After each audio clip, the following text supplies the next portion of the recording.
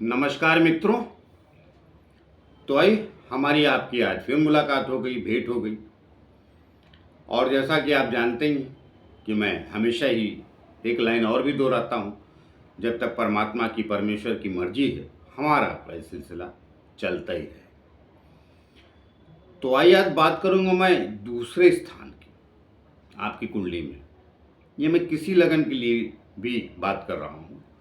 दूसरा स्थान सबका एक ही होता है, किसी भी लग्न की कुंडली हो, दूसरा स्थान तो है। अब राशि कौन सी बैठती है, आप किस लग्न के व्यक्ति हैं, वो विषय बात का है। लेकिन जो मैं कहने वाला हूँ समान रूप से बात, वो सभी लग्नों पे पूरी तरह फिट बैठेगी, क्योंकि मैं उसके उस स्थान का विषय वस्तु जो है वो बताने वाला हूँ। तो दूसरा स्थान देखिए कई चीज़ों के लिए पकड़ा जाता है। तो अब दूसरे स्थान पे और दूसरा पंचम स्थान, हालांकि मैं पीछे वीडियो में पंचम स्थान की व्याख्या कर रहा हूँ, लेकिन दूसरे पंचम स्थान का संबंध भी है काफी। कारण क्या है कि दूसरे स्थान से मनुष्य की शुरुआती शिक्षा देखी जाती है, पंचम स्थान से मनुष्य की हायर शिक्षा देखी जाती है। ये दोनों स्थान जब बेहतर हो जाते हैं तो मनुष्य, बाकी कुंडली खराब भी है, ये दो स्थान अच्छे हैं, तो वो व्यक्ति गरीबी, परेशानी, दिक्कतों में भी हायर एजुकेशन प्राप्त करता है।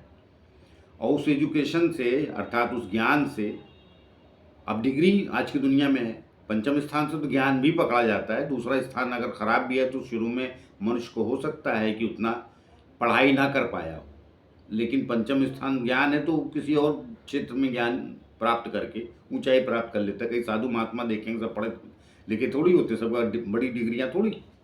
तो पंचम स्थान, मगर दूसरे स्थान से शुरुआती शिक्षा अवश्य मिलती है, हायर डिग्री पंचम स्थान से, मगर पंचम डिग्री का ही नहीं, ज्ञान का भी, लेकिन दूसरा स्थान तो पक्का डिग्री का।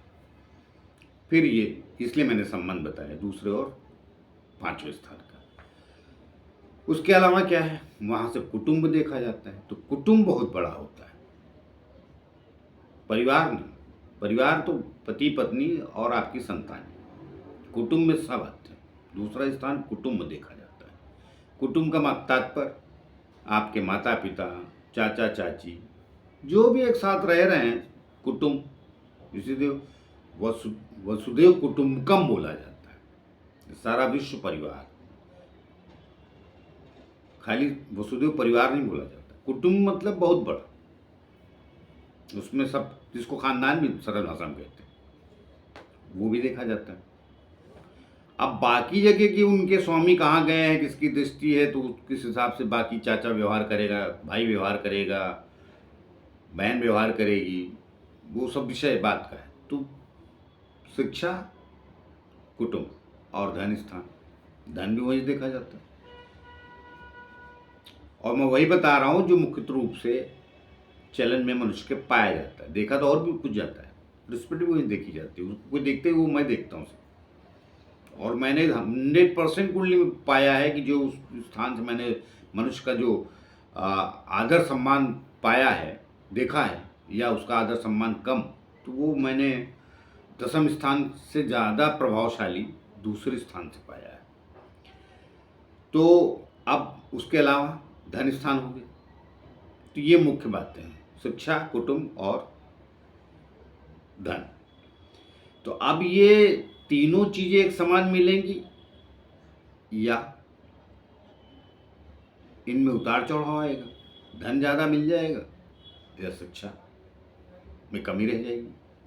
अब वो कैसे, तो दूसरा स्थान ही सबका कारक। तो अब उस पर किन ग्रहों का प्रभाव है दूसरे स्थान पे, वो आपके कुंडली के कारक हैं या कारक। तो शुरुआत में शिक्षा खराब कर सकते हैं, वाणी स्थान भी है, आप बोलते क्या, तो वाणी भी डिस्टर्ब होती है कई बार। कई क्रूर ग्रह बैठ जाए, मंगल बैठ जाए, राहु बैठ जाए, विशेष रूप से तो राहु दूसरे स्थान पे ना ही बैठे तो अच्छा है। सबसे खराब जो होता है दूसरे, राहु को जो मैं सबसे खराब मानता हूँ लग्न से ज़्यादा, वो दूसरे स्थान के राहु को मानता हूँ। कारण क्या है, वो बाकी हो सकता है कि बाकी कुंडली में मित्र ग्रह का लग्न हो आपका राहु के, जैसे बुध का,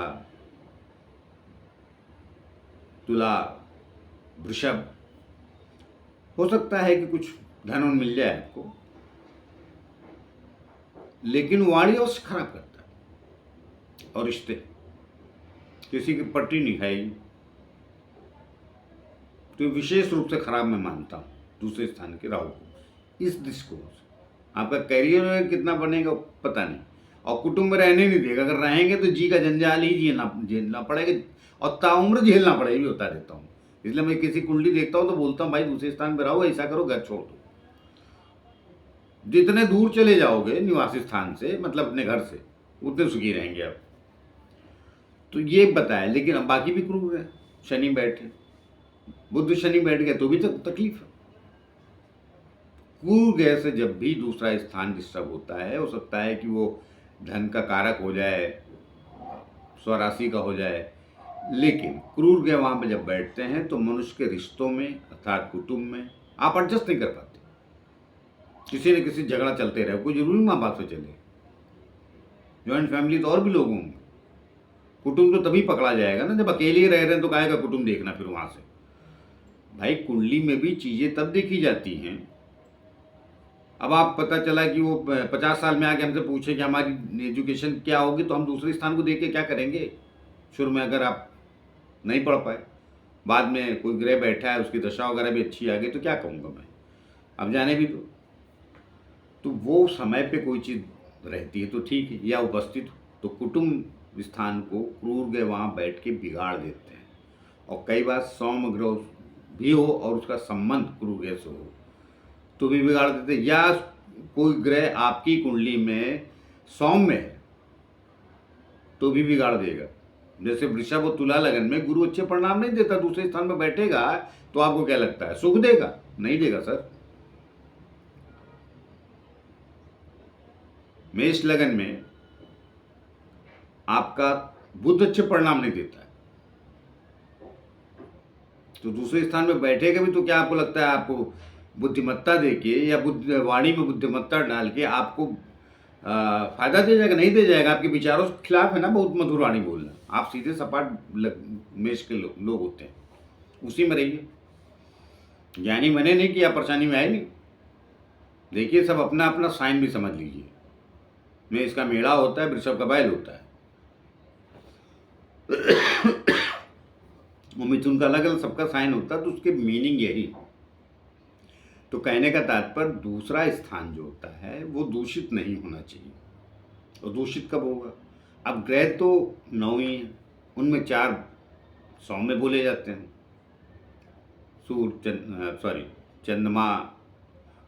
चंद्रमा, गुरु, बुध और शुक्र। बाकी सूर्य और मंगल क्रूर बोले जाते हैं। शनि राहु भी क्रूर बोले जाते हैं, लेकिन इनकी क्रूरता अलग हो जाती है। ये मंगल वाले क्रूर जो होते हैं ना, थोड़े दिल के साफ रहते हैं। इसको क्रूर इसलिए पकड़ते हैं कि न्यायप्रिय भी होते हैं। शनि भी न्यायप्रिय होता है, तो उसकी क्रूरता बड़ी विकराल हो जाती है। शनि को न्यायप्रिय पकड़ा जाता है, शनि को न्यायाधीश की भी दर्जा मिला है। तो दूसरे स्थान पे अगर शनि बैठ गया तो आप हर बात ऐसी वाणी बोलेंगे। अब जज की कुर्सी बैठे हैं तो फैसला कर दिया तो ठीक है, लेकिन आप हर जगह फैसले करते रहेंगे, समाज नाराज हो जाएगा। कि जब देखो, तो कहने का तात्पर्य है कि क्रूर नहीं बंधु मंगल बैठेंगे तो आपकी अग्रेसिव वाणी हो जाएगी। सूर्य बैठेगा तो सूर्य मंगल कहीं एक साथ बैठ गए तो और तेजस्वी हो जाएगी। हाँ, गुरु की दृष्टि वाणी में दूसरे स्थान पर पड़े तो ये अतिशुभ, वो किसी भी लगन की हो। अब इसमें लगन की बात नहीं करूंगा। तुला लगन, वृषभ लगन में अगर गुरु देख रहा है कहीं से तो वो शुभ, तो वाणी ओजस हो जाती है गुरु की दृष्टि से। अब उसमें क्या होता है, अब सवाल आया धन का। तो देखिए धन स्थान का स्वामी 6ठे 8वें गया। अब गुरु भी मान लीजिए किसी का धन स्थान का स्वामी तो किस में होगा? वृश्चिक लगन में होगा ज्यादातर। तो 6ठे गया तो भी धन का तकलीफ आएगी, लेकिन काम चलता है, धन मिलता रहता है। अष्टम में गया तो वहां भी आएगी। भाई धन स्थान का स्वामी गलत स्थान पे चला गया ना। तो धन स्थान के स्वामी अभी आपकी कुंडली में कोई भी हो, तो उसकी दृष्टि है, अगर अब सब ग्रहों को नहीं बताऊंगा, सबकी अलग अलग दृष्टियां, शनि मंगल की अलग, गुरु की अलग, अगर दृष्टि पड़ रही, कोई और भी कारण तो दृष्टि पड़ रही तो काम चलता रहता है, लेकिन धन बहुत मात्रा में नहीं आता। और अगर धन स्थान का स्वामी वहीं बैठ गया तो सुखी हैं, खुशहाल हैं। तो आपके कुटुंब में भी पटरी खा जाएगी, ये भी बात सही। और अगर कहीं क्रूर गया है, धन स्थान पे बैठा है, उसका ही स्वामी उसी जगह, तो हो सकता है कुटुंब से पट्टी ना खाए, क्रूर गया तब भी नहीं पट्टी खिलाने देगा कुटुंब में, मगर धन आपको प्राप्त हो जाए। और क्रूर गए कई बार बैठ के बाद में एक आयु के बाद धन तो दिला देता है, मगर क्रूर गए बैठ के कई बार शुरुआती शिक्षा नहीं देता है। और अगर कहीं पंचमेश पर भी दृष्टि पड़ गई किसी क्रूर गए की, या राहु केतु ही बैठ गए, तो भी शिक्षा मतलब पढ़ाई आप करने जाएंगे 8वीं 9वीं 10वीं तक, मगर ऐसे ही जिसको कहते हैं घसीट के पढ़ना, तो घसीट के पढ़ेंगे पूरी एजुकेशन होगी नहीं। धन मिल जाएगा भविष्य में, क्रूर गए बैठेगा दूसरे स्थान पे तो धन दिला दो। धन हो सकता है राहु भी आपको दिलाते, अगर उसका स्वामी कहीं अच्छी जगह चला गया जहाँ राहु बैठा है। मैंने कहा ना, राहु पहले भी किसी वीडियो में बोला कि राहु अकेला कुछ नहीं करता, उसको बल लगता है किसी का, सिर्फ सर है ना, मूल तो है नहीं। और दुनिया में कुछ करने के लिए खाली सर से काम नहीं चलता है, बाजू भी लगते हैं। तो इसीलिए 30वें और 11वें राहु को अच्छा बोला जाता है, कंधा पकड़ा जाता है। वो जाने दी, उसमें जाऊंगे तो फिर तो हो सकता है राहु भी दिला दे आपको धन, अगर उसका स्वामी अच्छी जगह चला गया केंद्रीय कोण में, या उससे केंद्रीय कोण में चला गया राहु से। तो दूसरा स्थान जो होता है क्रूर ग्रहों से, आपका कुटुंब, आपकी वाणी और आपकी शिक्षा प्रभावित होती है। शुभ ग्रहों से शिक्षा मिल जाती है, अगर शुभ ग्रहों की दृष्टि भी है तो मिल जाती है, और क्रूर ग्रहों की दृष्टि भी है तो भी धन कमाने में काफ़ी तकलीफ आती है, बैठा है तो शुरुआती आप 25 26 27 साल तो ये मान के चलिए कि बहुत संघर्ष करा देता है क्रूर ग्रह दूसरे स्थान पे भी, वाणी से भी, शिक्षा से भी और धन से भी। तो वाणी शिक्षा, तो शिक्षा तो अगर शुरू में ले ली तो ठीक, नहीं तो बाद में मिलती नहीं, लेकिन वाणी और धन तो लगा रहेगा, वाणी आपकी सदैव जिंदगी में रहेगी। तो वाणी भी उतनी सुशील नहीं होती है, लेकिन वो कोई ज़रूरी नहीं हर आदमी की वाणी अच्छी हो तो वही धनवान। धन तो देखिए आने के लाखों माध्यम, किसको कौन वाला सूट कर गया, क्या माफिया धन नहीं कमाते, कनपटी बंदूक रख के और गाली दे के कमाते हैं। तो धन का देखिए विषय अलग।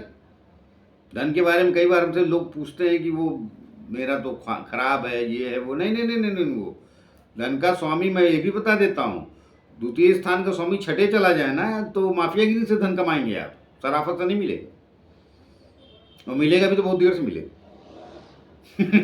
और कारोबार डूबेगा भी, ये भी पक्की बात। तो वो तो अलग परिस्थितियाँ कुंडली की हैं, लेकिन मैंने सरल भाषा में बताया। तो कहने का तात्पर्य ये है कि हर स्थान को बहुत बारीकी से मनुष्य को देखना चाहिए कि वो किस लग्न की कुंडली है, वहाँ पे जो दूसरे स्थान बैठा है वो किस राशि का प्लेनेट है, कौन सी राशि बैठी, उसका स्वामी कहाँ गया, उस पर दृष्टि किसकी है, दूसरे स्थान पे दृष्टि किसकी है। और ये मैं खाली धन स्थान की बात नहीं कर रहा हूँ, हर घर को इसी दृष्टिकोण से देखेंगे, गहराई में अध्ययन करके, तो आप बात पूरी बता पाएंगे। और फिर कब किसकी दशा अंतरदशा रही वो तो मुख हो ही जाता है। तो कई बार धन स्थान का स्वामी कमजोर होता है तो क्या धन नहीं कमाता, कमाता है। फिर आपका लग्न, फिर आपका कर्म स्थान, पंचम स्थान, एक बातें होती, कोई एक धन स्थान कहाँ गया उससे मुक्ता पकड़ा जाता है कि जनरली वहाँ का स्वामी अच्छा हो तो मनुष्य के जीवन में कहीं ना कहीं से आय के साधन बने रहते हैं। लेकिन वो कुछ धन स्थान का स्वामी खराब हो गया तो बाकी आपको जीवन में धन नहीं मिलेगा, ये गलत बात। धन 12 के 12 घर देते हैं कि धन कि क्यों 12 के 12 घर में कोई ना कोई विशेष विधाएं लिखी रहती हैं,